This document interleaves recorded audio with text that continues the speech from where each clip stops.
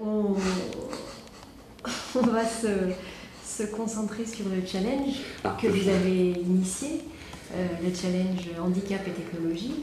Bon, je crois qu'on a compris vos motivations, mais est-ce que vous pouvez nous redire un peu l'origine de ce challenge? L'origine. Je suis enseignant. Je suis enseignant en mécanique ici. Et je cherchais l'origine vraiment. Hein. C'est pas la principale motivation, mais c'est l'origine. L'origine, c'est chercher des projets pédagogiques intéressants. C'est-à-dire que les étudiants, leur cursus universitaire, sont censés, en master 1, master 2, sont censés faire des projets. Sur 6 mois, ils doivent travailler sur un sujet concret et puis réaliser quelque chose. Donc la première idée, c'est ça. La deuxième, alors le handicap, c'est que moi, je suis depuis longtemps intéressé par le handicap. Alors ça, c'est les aléas de la vie. Hein, j'ai toujours des amis qui sont handicapés et donc avec lesquels souvent, on a créé, enfin c'est elles qui ont créé, mais moi je me suis associé à une association qui s'appelle la MIH à Nancy, l'association pour la médiation et l'information des personnes handicapées, ça s'appelle comme ça. J'ai du mal avec les sigles. Voilà, donc je suis depuis longtemps intéressé au handicap, par hasard, je le dis bien, c'est pas... Et puis en plus, donc effectivement, j'ai un enfant handicapé, il va bien, merci. Donc, je suis très fier. Mais donc voilà, donc ça m'a fait une motivation supplémentaire. Donc il y a la motivation pédagogique, il y a le fait que le handicap, et ça, on peut dire, c'est en termes d'image pour les étudiants. Hein. Je reviens à l'université, là je ressors de mon cas personnel. Pour l'université, c'est porteur. Donc je voulais montrer, moi, on peut compenser le handicap dans beaucoup de situations. Donc l'idée, c'était de mettre en rapport les personnes handicapées, leurs associations aussi, les industriels, parce que les industriels peuvent avoir des idées, mais ils n'ont pas forcément le temps ni l'argent pour faire une petite conception par rapport à ça. Et puis les étudiants qui, eux, par contre, c'est leur boulot d'avoir du temps, donc ils sont là pour ça. On leur demande de bosser gratuitement, donc c'est encore mieux.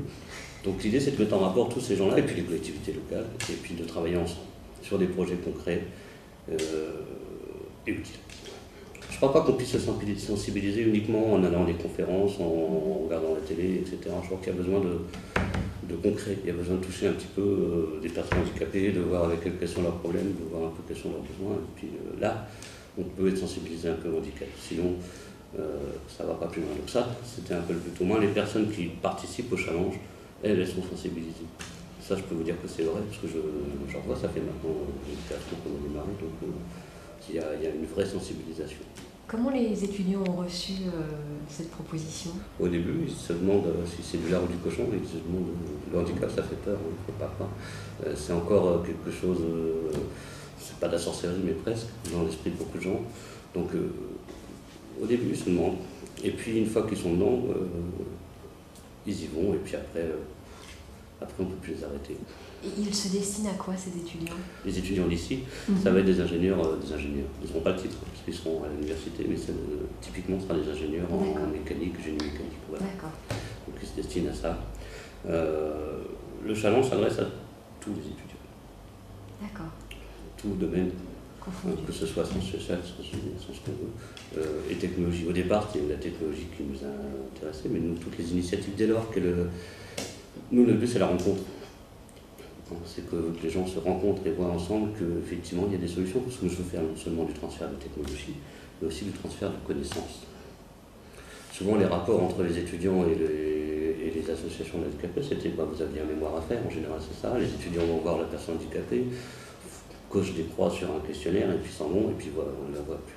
Là, l'idée, non, c'est de faire des projets en commun, j'insiste là-dessus, avec les personnes handicapées, de vivre un peu avec, et puis de faire des choses avec elles. C'est le seul moyen de se connaître. Donc tous les types d'étudiants tous les cursus étudiants sont concernés.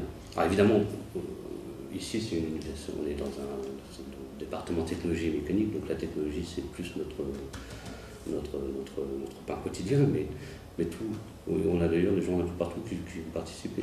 Alors très concrètement, comment se passe le challenge? Alors le challenge c'est tous les 2 ans.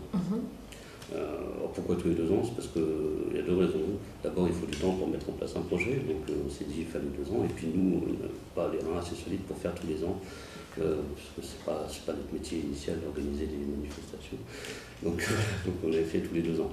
Mais c'est bien tous les 2 ans. Je pense non, le challenge, c'est libre, il n'y a pas de sujet proposé. Enfin, il y a des thèmes qui sont proposés, il y a le thème de l'utilité, de l'accessibilité, il y a le thème de la communication, il y a le thème des loisirs. Bon, il y a des thèmes. 4 défis, je crois.